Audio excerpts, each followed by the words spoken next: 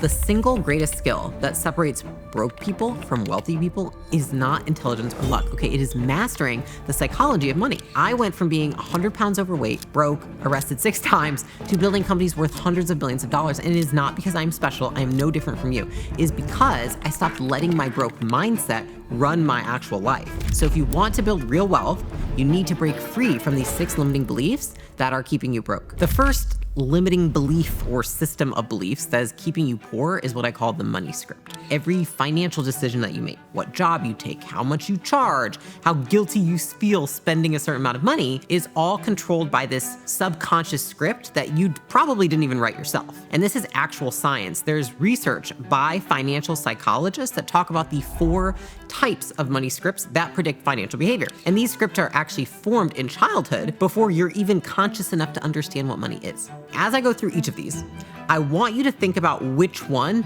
you unconsciously follow yourself. I will tell you what I am at the end, or at least how I grew up. Okay, the first one is a money avoider. These people believe that money is bad and that they don't deserve it, okay? They will sabotage their own success. They often work in helping professions that have very low pay, and they feel guilty about wanting to have money. So if you grew up hearing people say, rich people are greedy, money is the root of all evil, that's probably the script that you have in your head. Now, on the other hand, we also have money worshipers, okay? So if you're a money worshiper, you believe that money will solve all your problems and bring you happiness, okay? So a money worshiper, they chase money obsessively, but they never feel like they have enough. They hoard, they prioritize work over relationships, always believing that a certain amount of more money is going to bring them happiness. Oh, I just haven't made enough yet. I need to make $1 million. Now it's 10 million. Now it's 100 million in order to be happy. Now, there's the money status script. People who suffer from the money status script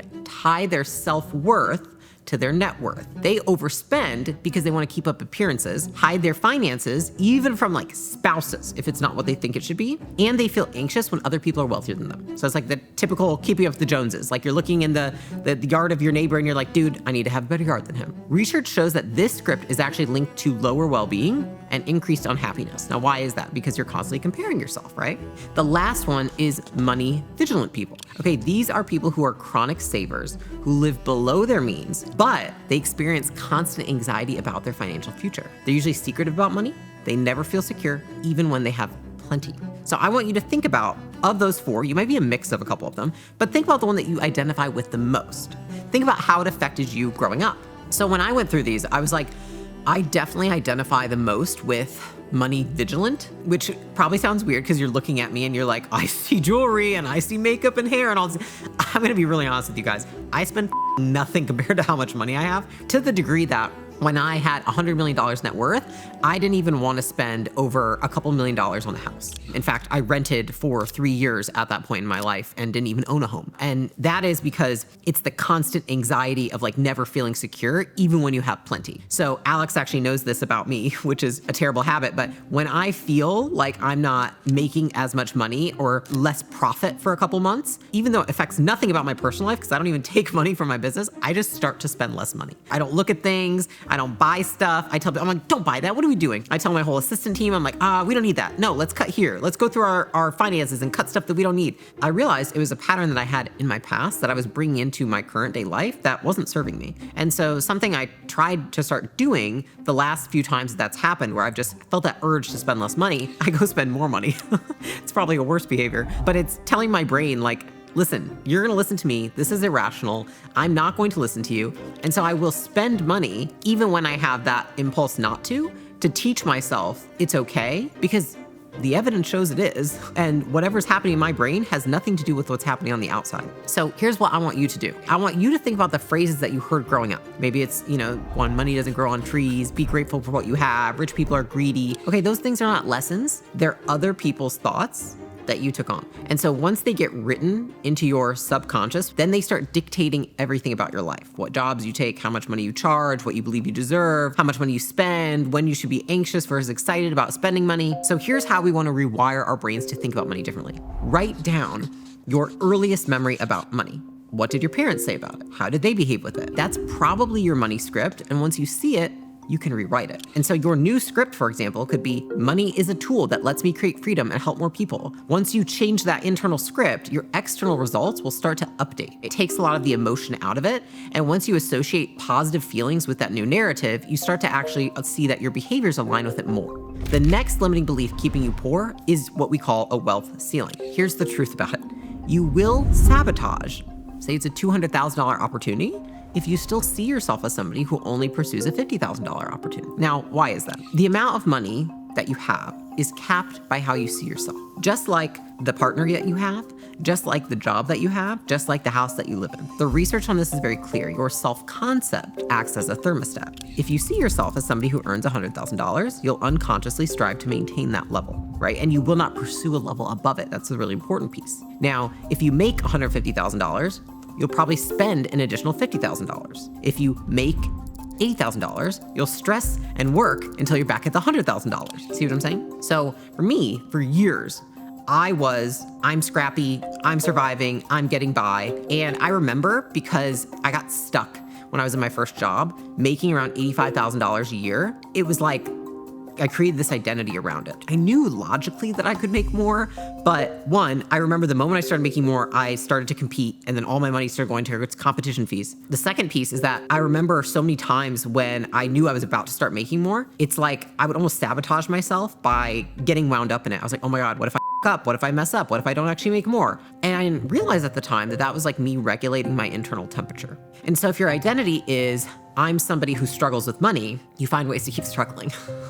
But if it's, I'm someone who creates and manages my wealth and can make more money if I choose to, then you're gonna find a way to live that out. So here's how you change this, okay? I want you to write this down. I'm the kind of person who, and then finish the sentence honestly. Whatever your current financial identity is, I overspend, I underspend, I save too much, I save nothing.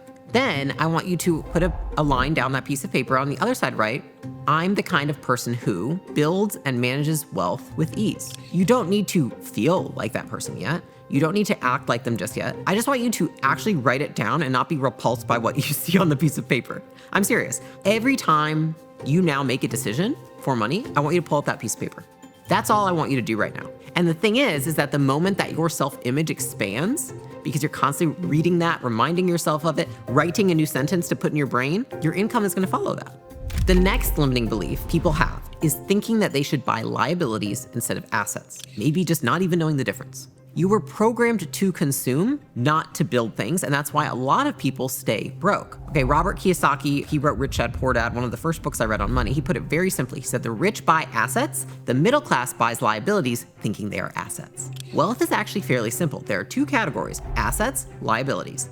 An asset puts money in your pocket. A liability takes money out of your pocket. And a lot of people spend their entire lives buying liabilities and wondering why they can't get ahead. They ask, can I afford this? Instead of, will this pay me back? What's my return on this? Now, how do you know the difference between an asset and liability? I'll break it down in the most common cases that you probably can relate to.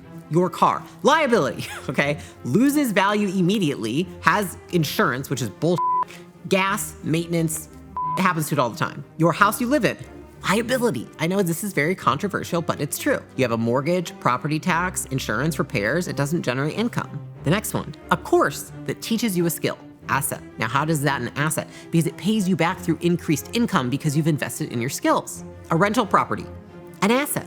It generates monthly income. A designer handbag, sadly a liability, okay? Loses value over time, doesn't generate any income. I've had that discussion with Alex before. Equipment for your business, that is an asset if it helps you generate more revenue. It's a liability if you don't use it and just sits there. So when I started filtering all my purchases through that, is this an asset or a liability? My wealth compounded because I realized, I was like, my money, if I don't put into either of these things, actually is just a liability. Money sitting in the bank, it's just deteriorating over time. So my money actually can become a liability if I don't do something with it. And that's when I really started learning how to invest in things that create money, in skills that create money, in learning that creates money, and in assets for my business that create money. Here's how you can start spending on what matters, okay? I want you to look at the last 10 purchases that you made. And then next to each one, simply write asset or liability and be honest with yourself. And then all I want you to do is just commit the next time that you buy something to just ask yourself, is this a liability or an asset? Does it put money in my pocket eventually? Or does it take money out of my pocket? The next limiting belief is one of the hardest ones to break. I know this because I still find myself breaking it on a continuous basis in the weirdest ways, but that is the scarcity mindset. Okay, this sounds crazy, but having a scarcity mindset actually can make you dumber. Here's the truth. You either operate from scarcity or abundance. And I don't want you to feel bad here because as humans, we are supposed to operate from scarcity. Which one you choose to lean towards and train yourself into will determine how much money you make. The scarcity brain really just says there's never enough. I need to protect what I have. I need more.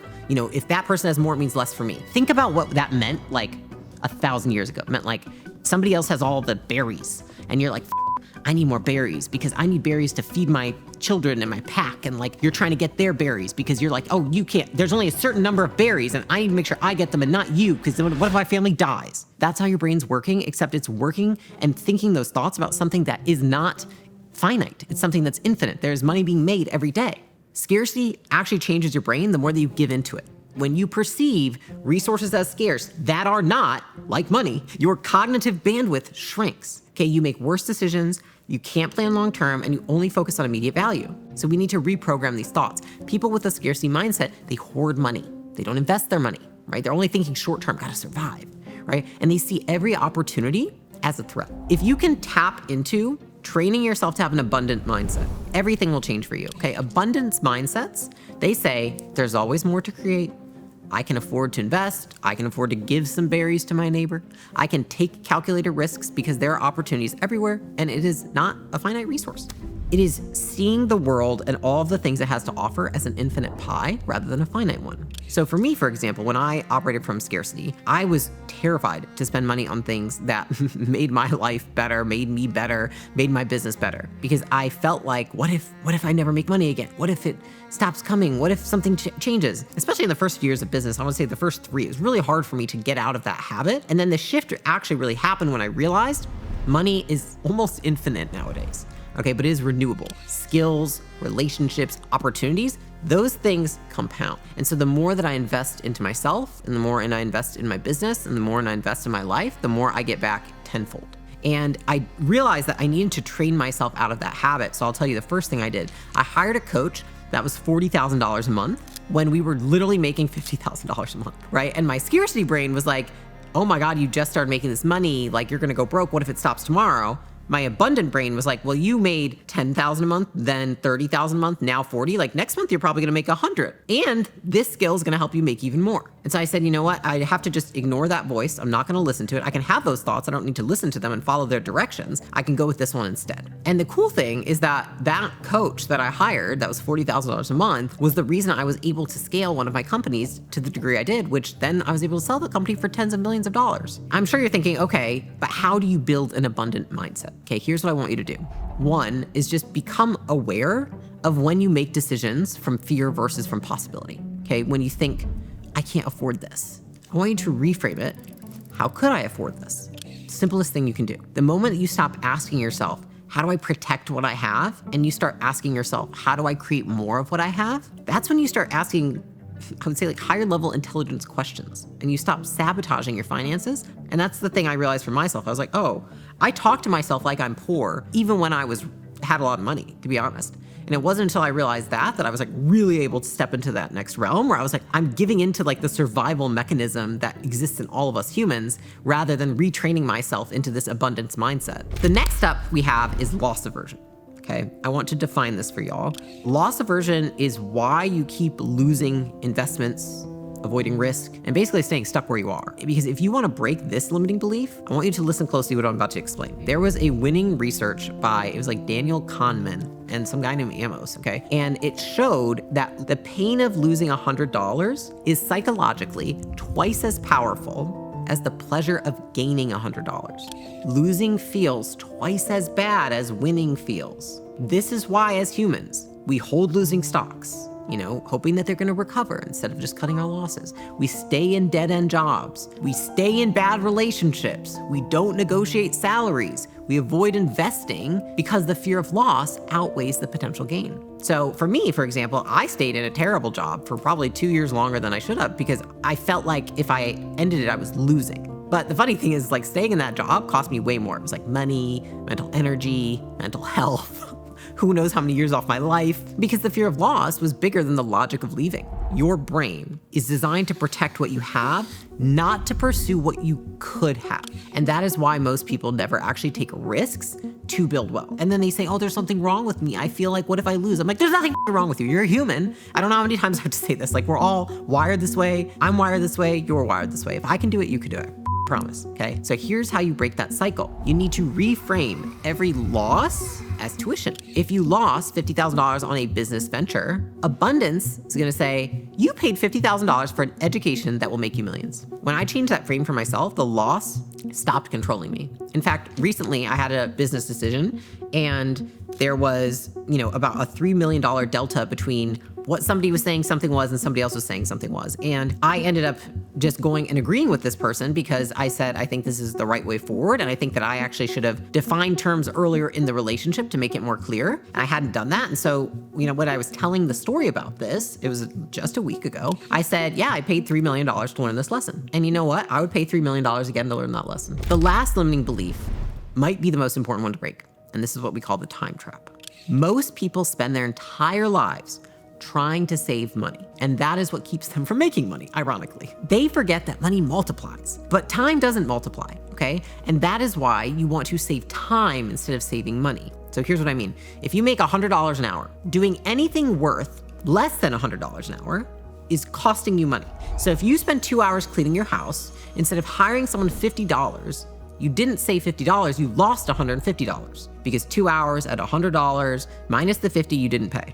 Wealthy people understand this. They buy time, they hire assistants, meal prep services, housekeepers, not because they're lazy, but because their time is worth more. They put it elsewhere. Guess what? I didn't just do this now when I had a lot of money. I did this when I first had barely any money. The first thing I hired was an assistant. When I was barely had enough money to hire 6 people for my team, I hired an assistant because I said, you know what? This is what rich people do. They hire people to get their time back. And if I have to take care of this and that in the house, then I'm not gonna be making money. And it was the best decision I ever made. Whereas poor and middle class, they tend to sell time, right? They're trading hours for dollars and do everything themselves to save money and then wonder why they're not getting ahead. And so when I started filtering every decision through, does this buy me time or cost me time? Everything changed. I stopped doing the $10 an hour tasks, hired help, I automated things, and I focused really on the work that was, say $1,000 an hour. And you can calculate how much money you make per hour by asking yourself, how much money do I make in a year, and divide it by how many hours in a year there are. That's it. So right now I know how much I make per hour. So then I'll ask myself, I even have it on one of my Asana cards for people. I'll say, is this worth, $50,000 for Layla to do this if it's gonna take an hour? Now here's the thing. If you're able to do this, you will make more money in less time, which then you reinvest into more leverage. And then that leverage creates freedom for you because things that you have leverage on, they take less of your time and create money. They're how you get free, right? So how do you get out of that trap? Calculate your hourly rate, your annual income, divide it by 2,000 work hours. Then audit your time. Ask yourself, how many things am I doing that are not worth this? My favorite thing that somebody will do in one of my companies is they'll come to me and tell me that they're doing tasks that are not worth how much I'm paying them. My favorite thing in the world. I had someone do it recently. They said, look how many hours I'm spending on admin tasks. And they had actually gone through their calendar for the last 4 weeks and they calculated it. And I was horrified by how much time, and I immediately hired them an assistant, and they started literally 3 days ago. That's all, because anybody who thinks in terms of getting a good return, I'm gonna hire that person for somebody else as well. So here's my challenge for you. I want you to pick just one of the shifts from this video, and I want you to say, this is the one where I think I'm gonna get the most gains. I'm gonna start practicing it this week. And if you like this video, don't forget to check out my next one and subscribe.